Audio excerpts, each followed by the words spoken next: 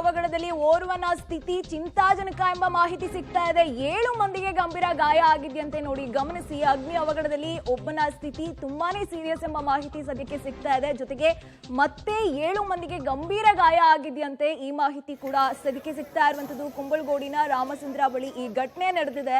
ವಾಹನಗಳಿಗೂ ಹಾನಿಯಾಗಿದೆ, ಕಟ್ಟಡಗಳಿಗೆ ಹಾನಿಯಾಗಿದೆ. ಜೊತೆಗೆ ಓರ್ವನ ಪರಿಸ್ಥಿತಿ ತುಂಬಾ ಸೀರಿಯಸ್ ಅಂತ ಹೇಳಲಾಗ್ತಾ ಇದೆ. 7 ಮಂದಿಗೆ ಈ ಬೆಂಕಿಯ ಒಂದು ರೀತಿಯ ಶಾಪ ಅಂತಾನೆ ಹೇಳ್ಬೋದು. ಎಸ್, ಈ ಬಗ್ಗೆ ಡೀಟೇಲ್ಸ್ ಕೊಡ್ತಾ ಇದ್ರು ಪ್ರಕಾಶ್. ಓರ್ವನ ಸ್ಥಿತಿ ಚಿಂತಾಜನಕ ಎಂಬ ಮಾಹಿತಿ ಸಿಗ್ತಾ ಇದೆ. ಈಗ 7 ಜನಕ್ಕೂ ಕೂಡ ಹಾನಿಯಾಗಿದೆ ಎಂಬ ಮಾಹಿತಿ. ಅವರನ್ನೆಲ್ಲ ಯಾವ ಆಸ್ಪತ್ರೆಗೆ ಶಿಫ್ಟ್ ಮಾಡಲಾಗಿದೆ? ಅವರ ಆರೋಗ್ಯದ ಸ್ಥಿತಿ ಸದ್ಯಕ್ಕೆ ಹೇಗಿದೆ? ಪ್ರಮುಖವಾಗಿ ಅಲ್ಲಿ ಆ ಒಂದು ಗೋಡನ್ ಏನಿದೆ, ಆ ಗೋಡನ್ ಅಕ್ಕಪಕ್ಕದಲ್ಲಿ ಕೂಡ ಏನು ದೊಡ್ಡದಾಗಿರುವಂತಹ ದಾರಿ ಇಲ್ಲ. ನೇರವಾಗಿ ಮೇನ್ ರೋಡ್ ಕನೆಕ್ಟಿವಿಟಿ ಅನ್ನುವಂಥದ್ದು ಯಾವ್ದು ಇಲ್ಲ. ಸೊ ಹೀಗಾಗಿ ಗಲ್ಲಿಯ ರಸ್ತೆಗಳಿದ್ವು.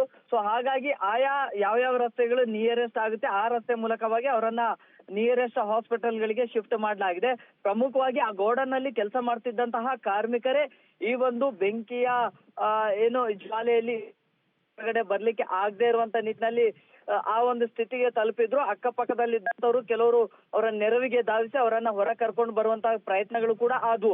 ಅದರಲ್ಲಿ ಓರ್ವ ಅದರಲ್ಲೇ ಒಳಗಿಂದ ಹೊರಗಡೆ ಬರ್ಲಿಕ್ಕೆ ಆಗದೆ ಅಲ್ಲೇ ಲಾಕ್ ಆಗಿದ್ರು. ಅವರ ಸ್ಥಿತಿನೇ ಗಂಭೀರ ಆಗಿದೆ ಅಂತ ಹೇಳಲಾಗ್ತಾ ಇದೆ. ಅದ್ರ ಜೊತೆಗೆ ಅಕ್ಕಪಕ್ಕದಲ್ಲಿದ್ದಂತಹ ಮನೆಯವರು ಏನಿದ್ರು, ಆ ಬೆಂಕಿಯ ಕಿಡಿ ಹೆಚ್ಚಾಗ್ತಾ ಇದ್ದಂತೆ ಬೇರೆ ಮನೆಗಳಿಗೂ ಕೂಡ ಪಸರ್ತಾ ಇದ್ದಂತೆ ಅವರು ಕೂಡ ಬೇರೆ ಬೇರೆ ಕಡೆ ಮೂವಿಂಗ್ ಆಗುವಂತದ್ದು ಕೂಡ ಆಯ್ತು. ಸದ್ಯಕ್ಕೆ ನಮ್ಗೆ ಸಿಗ್ತಾ ಇರುವಂತಹ ಮಾಹಿತಿ ಪ್ರಕಾರ 7 ಜನರಿಗೆ ತುಂಬಾ ಗಾಯಗಳಾಗಿದ್ದಾವೆ. ಅದರಲ್ಲಿ ಓರ್ವನ ಸ್ಥಿತಿ ಗಂಭೀರ ಅಂತ ಹೇಳಲಾಗ್ತಾ ಇದೆ.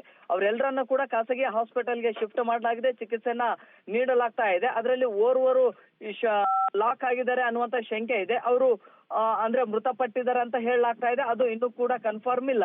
ಪೊಲೀಸರು ಈಗ ಜೊತೆಗೆ ಅಗ್ನಿಶಾಮಕ ದಳ ಸಿಬ್ಬಂದಿಗಳು ಕೂಡ ಗೋಡನ್ನ ಒಳಗಡೆ ಹೋಗಿದ್ದಾರೆ. ಎಲ್ಲವನ್ನ ಕೂಡ ಅವಶೇಷಗಳನ್ನ ಕೂಡ ಪರಿಶೀಲನೆಯನ್ನ ನಡೆಸ್ತಾ ಇದ್ದಾರೆ. ಪ್ರಮುಖವಾಗಿ ಈ ಪರ್ಫ್ಯೂಮ್ ಗೋಡನ್ ಏನಿದೆಯಲ್ಲ, ಅಲ್ಲಿ ಒಂದಿಷ್ಟು ರಾ ಮೆಟೀರಿಯಲ್ ಗಳಿಂದ ಏನಾದ್ರೂ ಸ್ಫೋಟ ಆಯ್ತಾ ಅನ್ನುವಂಥದ್ರ ಬಗ್ಗೆ ಕೂಡ ಇದೀಗ ಪೊಲೀಸರು ತನಿಖೆಯನ್ನ ಆರಂಭ ಮಾಡ್ತಾ ಇದ್ದಾರೆ. ಚಂದನ.